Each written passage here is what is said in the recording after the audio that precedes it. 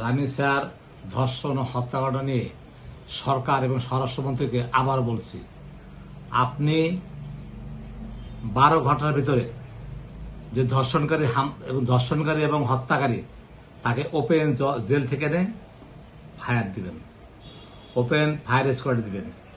Number 2, এ পর্যন্ত 6 মাসে যত হত্যাকাণ্ড ঘটেছে, ধর্ষণ ঘটেছে, তাদেরকে জেল থেকে এনে ওপেন ফায়ার স্কোয়াড দিবেন। এটাই সরকারের কাছে আহ্বান। তারাও করলে আপনার সরকার টিকতে পারবে না। এই একটা ইস্যু কিন্তু আপনার বড় ইস্যু দাঁড়াবে, কারণ সব সহ্য করা যায়, এত কিছু সহ্য করা যায় না। সরকার বাহাদুরকে আবার বলছি, আজকালকার ভিতরে যারা জেলে আছে তাদেরকে বাইক বের করে হত্যা করুন, ওপেন হত্যা করুন, যাতে সবাই দেখতে পারে। সরকারের ভালোর জন্য আমরা বলছি, আমাদের সরকার কাজ করুক, দেশ টিকে থাকুক, 2-10টা ঝুলাই দেন।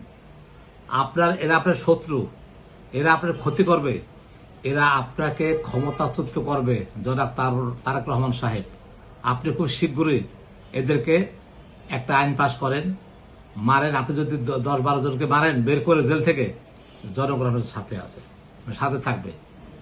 দেশের অবস্থা কিন্তু ভালো না, মানুষ কিন্তু ফুঁসে উঠছে। আপনি খুব যত শীঘ্রই পারুন ওদেরকে জেল থেকে বের করে হত্যা করুন। এটি আমাদের সবার দাবি। মানুষ কিন্তু ফুঁসে উঠেছে। এত হত্যা ধর্ষণ সহনীয় নয়। অতএব সরকার বাহাদুরকে অনুরোধ করে বলছি, আপনারা ঘরে বসে থাকবে না, সব কিছু বন্ধ করুন, প্রজেক্ট রাজনীতি সব বন্ধ করে আপনি এদিকে মন দেন। আল্লাহ হাফেজ। আমি বাবুর রহমান, মুন্সিগঞ্জ থেকে।